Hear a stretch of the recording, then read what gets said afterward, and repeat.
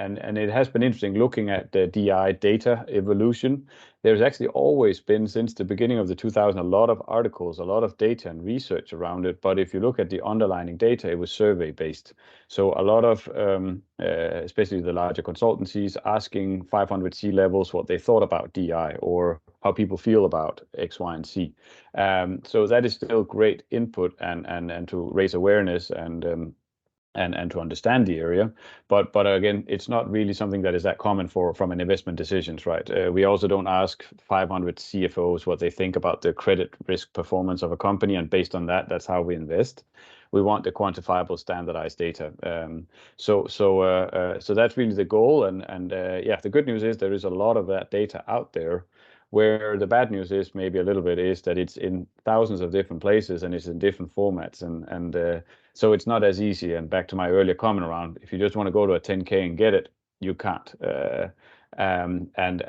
We can even start talking also about things like GDPR and more, where there is different jurisdictions around the world that have different ways of what can you collect and how can you collect and how can you get to it. So on that point, where because a lot of investment companies have been used to, I can just ask the companies I'm investing in, disclose this to me, please. But yeah, GDPR actually doesn't allow that for many other categories outside gender.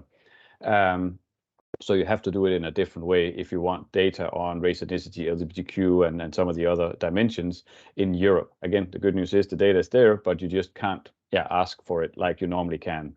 And again, being in the US now, but also being a European by sort of origins, I saw this for myself and in our discussions. Often the investors that are headquartered out of the US, they're like, oh, we just asked for it, and then they realize they can't, and then they can't really do global analysis. And again, yeah, when I did my first doctor appointment here in New York, the doctor asked me what race I was, and it was almost like provoking, but like, why is that relevant? I'm trying to get a doctor appointment, and it's very normal. So I just think this is again another one where we really need to consider the context.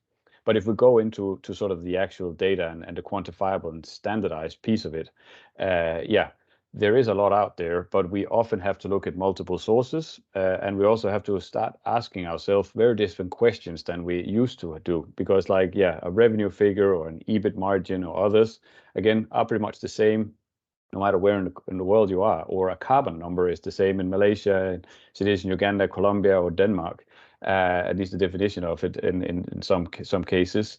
How we measure it may be a little bit different, but the point is those metrics are the same cross-border. That is not the case for DEI, and this is also why we often get different results for the same data point depending on the source.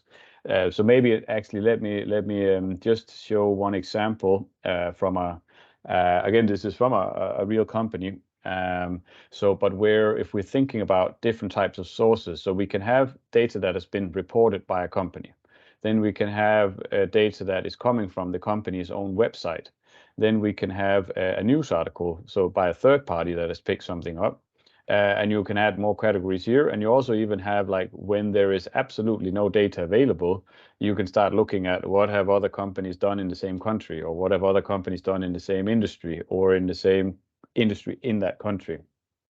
But what is quite new for investors, and it is challenging, I will definitely agree to that, is that if we look at a data point like executive gender ratio for this company, if we go to what they have reported in the ESG and sustainability report, it's 31% women in their executive team.